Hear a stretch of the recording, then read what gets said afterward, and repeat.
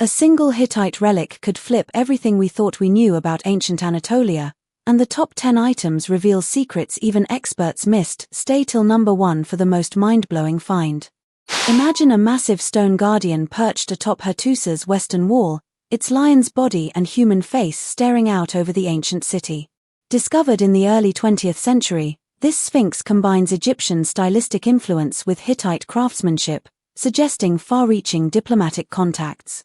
Carved from local limestone, the figure stands roughly 3 meters tall, its weathered surface still showing traces of original pigment, bright reds and deep blues that have long faded.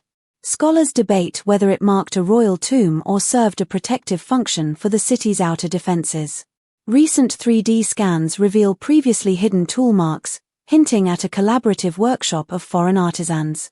The mystery deepens at rank 9, where a golden disc challenges even more assumptions about Hittite metallurgy. Unearthed beneath layers of volcanic ash, the Sun Disc of Kizzuwatna shines with an intricacy that rivals later Greek masterpieces. Measuring about 20 centimeters across, the golden disc is embossed with radiating rays and a central rosette, a motif linked to the Hittite storm god and solar worship. Its alloy composition, a high proportion of electrum, points to sophisticated smelting techniques rarely attributed to the early Bronze Age Anatolian kingdoms. Some researchers argue the disc was a diplomatic gift exchanged between Kizzuwatna and the Hittite court, while others believe it functioned as a ceremonial seal for royal decrees. The artifact's provenance remains contested, yet its existence hints at a cultural syncretism that predates known contact with the Near East. Up next, a bronze sword that may rewrite the timeline of metal weaponry.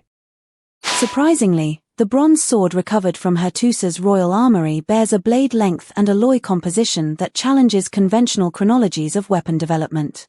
At nearly 70 centimeters, the sword's edge retains a sharpness that modern metallurgists find impressive for a 15th century BCE artifact. Its hilt is wrapped in woven leather remnants, and the pommel features a stylized bull's head, a symbol of royal power. Chemical analysis suggests a tin content of around 12%, indicating a deliberate alloy balance for durability and flexibility. The sword's inscription, partially legible, mentions a king whose name aligns with records of Mursili I, implying elite ownership. Some argue it could be a ceremonial piece rather than battlefield gear, but experimental archaeology demonstrates its practicality in combat simulations. The intrigue builds as we move to rank 7, where a lion-headed stela adds a mythic dimension. Ancient craftsmen carved the lion-headed stela from a single basalt slab, creating a fierce guardian that once stood at a city gate. Standing over 2 meters tall, the lion's mane is rendered with deep relief, and its eyes once held inlaid lapis lazuli that glimmered in the sun. The base bears cuneiform inscriptions detailing a dedication to the storm god, likely commissioned by a regional governor to assert authority. Archaeologists note the stela's stylistic parallels to earlier Mesopotamian lion motifs, suggesting a cultural exchange earlier than previously documented. Recent ground-penetrating radar work indicates a surrounding plaza that may have hosted public rituals. While some interpret the piece as purely decorative, others propose it marked a territorial boundary. The story grows richer with rank 6, where a royal seal offers a glimpse into Hittite administration. Hidden in a sealed vault, the royal seal of Mursili II features a stamped impression of a winged lion gripping a thunderbolt, emblematic of Hittite royal authority. The seal, carved from hard volcanic stone, measures roughly 5 centimeters across and bears cuneiform text naming the king and invoking divine protection. Its discovery alongside a cache of diplomatic letters suggests it was used to authenticate correspondence across the empire. Scholars estimate the seal dates to the mid-140th century BCE, making it one of the earliest examples of standardized royal insignia in Anatolia. The craftsmanship indicates a specialized workshop, possibly attached to the palace bureaucracy. Some debate whether the seal's iconography was borrowed from neighboring Mitanni or represents an indigenous evolution of power symbols. Next up, a cuneiform tablet that could rewrite our understanding of Hittite diplomacy. Few people know that the cuneiform tablet of Suppiluliuma contains a treaty text that mirrors later Hittite-Egyptian accords, suggesting earlier diplomatic sophistication. The clay tablet, inscribed in Akkadian, records a pact between Suppiluliuma I and a Western Anatolian ruler, outlining mutual defense clauses and trade agreements.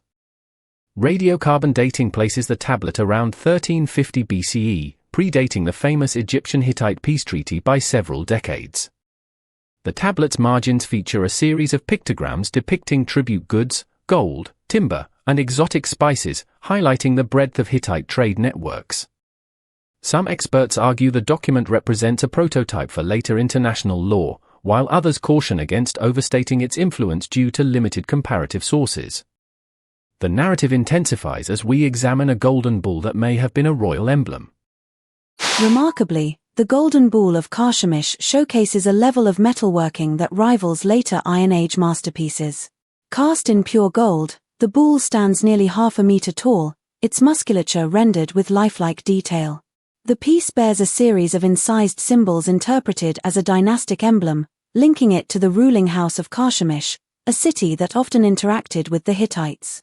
Scientific analysis indicates the gold contains trace amounts of silver, suggesting alloying practices to improve durability. Its discovery within a burial chamber hints at a ceremonial purpose, perhaps as a funerary offering or a symbol of royal power.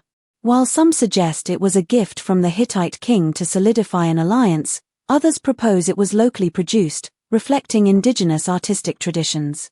The next artifact, an iron axe, pushes the technological envelope even further. Deep beneath the ruins of a Hittite citadel, archaeologists uncovered an iron axe that challenges the timeline of iron usage in the Near East. Weighing just over a kilogram, the axe's head is forged from meteoritic iron, identifiable by its high nickel content, a material not widely available until later periods. The haft is wrapped in leather remnants, and the blade bears a distinctive Hittite motif of a double-headed sun. This find suggests the Hittites may have accessed iron sources earlier than previously believed, possibly through trade with Anatolian nomads. Researchers propose the axe served as a ceremonial status symbol rather than a battlefield tool, given its ornate design. However, experimental reproductions demonstrate it could function effectively in combat. The story climbs further as we approach rank 2, where a sacred stone reveals enigmatic ritual practices. Finally, the sacred stone of Yazilikaya stands as a massive limestone slab covered in intricate reliefs depicting Hittite deities and mythic scenes. Carved in situ, the stone measures over 3 meters high and features a central procession of gods, each distinguished by unique headdresses and attributes. The composition aligns with known Hittite cosmology, yet some iconographic details, such as a figure holding a double-headed bird, are absent from other records, hinting at localized worship practices. Archaeologists believe the stone functioned as a focal point for seasonal festivals, possibly linked to agricultural cycles. Recent pigment analysis uncovered remnants of red ochre and blue azurite, confirming the stone was originally painted in vivid colors. While its exact date remains debated, stylistic comparisons place it in the Late Bronze Age. Up next, the #1 artifact that has stunned scholars worldwide. Mysterious to many, the Hittite Sun Disc crown is a dazzling gold headdress uncovered in a royal tomb, reshaping our view of Hittite regalia. The crown consists of a central sun disc surrounded by radiating gold plates, each etched with miniature spirals and animal motifs. Weighing nearly 2 kilograms, the piece demonstrates extraordinary metallurgical skill, including techniques like repousse and granulation rarely seen in Anatolian artifacts of this era. The crown's inner lining, made of woven plant fibers, indicates a sophisticated approach to comfort and durability. Inscriptions on the inner band, still partially legible, reference a king named Hattusas, linking the crown to the early Hittite dynasty. Scholars argue the crown may have symbolized divine right, merging solar worship with royal authority.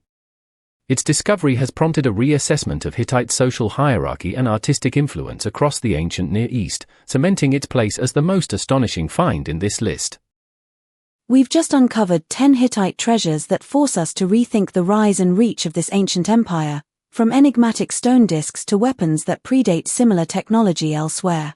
Each piece shows how the Hittites were innovators, traders, and storytellers whose legacy still echoes in modern scholarship.